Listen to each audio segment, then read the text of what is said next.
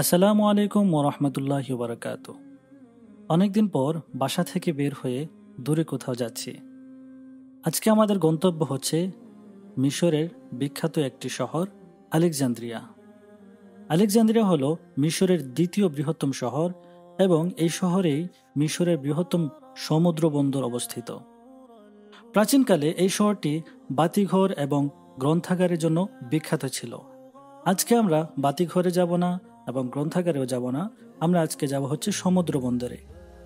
যেহেতু আলেকজান্দ্রিয়া বিশাল বড় একটি শহর, তাই একদিনে ঘুরে শেষ করা সম্ভব না। তাই আমরা নিয়ত করেছি আজকে যাব হচ্ছে সমুদ্র বন্দর, দেন আরেকদিন যাব লাইব্রেরিতে, এরপর আরেকদিন যাব বাতিঘর কিংবা অন্য কোনো জায়গায়। আজকে আমাদের যাতায়াতের মাধ্যম হিসেবে বেছে নিয়েছি ট্রেন। মিশরের ট্রেন আমার কাছে খুবই ভালো লেগেছে। আমার একটা বদভ্যাস হচ্ছে, যতবারই আমি ট্রেনের টিকিট কাটি ততবারই হচ্ছে আমার ট্রেন মিস হয়। তো আলহামদুলিল্লাহ আজকে আমার ট্রেন মিস হয় নাই, ঠিকঠাক মতো এসে পৌঁছেছি। সিটে বসার পর পাশের সিটের একজন লোক আমাকে একটি তসবি দিল, পাশাপাশি আমাকে একটি কাগজ দিল, সেখানে সকাল এবং সন্ধ্যার যে জিকির আজকার রয়েছে সেগুলো লেখা।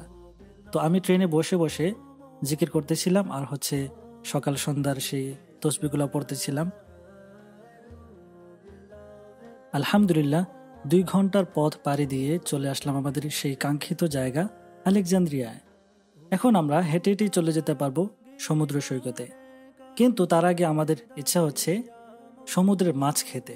আমরা সমুদ্রের পাড়ে বিভিন্ন দোকান আছে, মাছের দোকান আছে, এখানে কম দামে ভালো সমুদ্রের মাছ পাওয়া যায়। আমরা এখান থেকে ক্রয় করে তারপর সমুদ্রের পাড়ে বসে বসে খাওয়ার চেষ্টা করবো ইনশাআল্লাহ। আমরা চলে আসলাম এখন আমাদের সেই কাঙ্ক্ষিত মাছের দোকানে। এখানে বিভিন্ন আইটেমের মাছ আছে।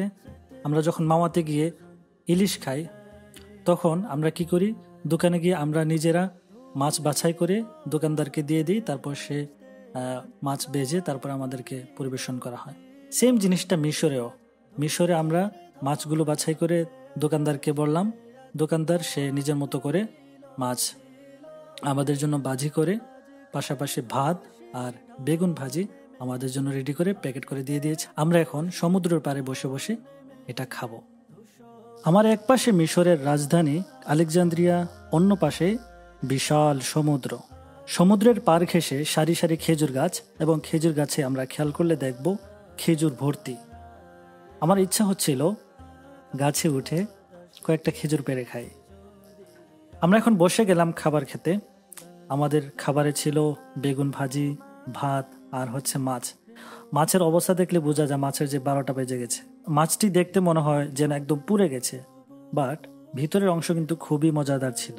আমরা বসে বসে খাচ্ছিলাম আর এই ছোট বাচ্চাগুলোর উচ্ছ্বাস উপভোগ করছিলাম। তারা পানিতে কত মজা করছে, অথচ আমরা যখন তাদের সমান ছিলাম তখন আমরা যদি একটু পানিতে নামতাম তাহলে মায়ের পিটুনি একটাও মাটিতে পড়তো না। তো যাই হোক, তাদেরকে দেখে খুবই ঈর্ষা হচ্ছে।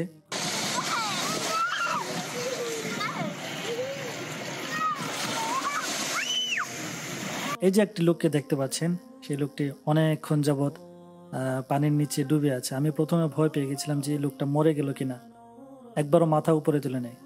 অনেকক্ষণ পরে খেয়াল করলে দেখলাম মুখ থেকে একটা পাইপ দিয়ে উপরে সে শ্বাস নিচ্ছে আর পানির নিচে কি যেন খুঁজছে। অনেক মানুষ এখানে গোসল করে, তাই অনেকের ঘড়ি কিংবা অনেকের আংটি পড়ে যায় পানিতে, সেগুলো সম্ভবত সে খুঁজে খুঁজে বের করছে। ওই যে দূরে একটি স্থাপনা দেখা যাচ্ছে, সেখানে পৃথিবী বিখ্যাত সপ্তম আশ্চর্যের অন্যতম একটি বাতিঘর এখানেই ছিল। প্রায় 13 শতকের দিকে 2 দফা ভূমিকম্পের ফলে সেই বাতিঘরটি ভেঙে পড়ে যায়। এখন সেই জায়গার মধ্যে আছে একটি কেল্লা, সেই কেল্লাটি হলো কায়েতবের কেল্লা। এখন আপনাদেরকে একটি ইন্টারেস্টিং জিনিস দেখাই। ওই যে দূরে একটি গাড়ি দেখতে পাচ্ছেন, এই গাড়ির মধ্যে একটি ছবি দেখতে পাচ্ছেন। এই ছবিটি হচ্ছে শেখ মোহাম্মদ মুতাওয়াল্লি আশ-শাআরাবী, তিনি কোরআন তাফসির করতেন। তো এই মানুষটার ছবি বিভিন্ন জায়গায় পাবেন মিশরে আসলে। এই মানুষটাকে সবাই ভালোবাসে সেই কোরআনের জন্যই। আমাদের আজকের সফর এতটুকুই। নেক্সট টাইম যখন আলেকজান্দ্রিয়া আসবো তখন আলেকজান্দ্রিয়া যে বিখ্যাত স্থাপনা যেগুলো আছে সেগুলো একটু একটু করে দেখানোর চেষ্টা করবো ইনশাল্লাহ। সবাই ভালো থাকুন, সুস্থ থাকুন। আসসালামু আলাইকুম রহমতুল্লাহ।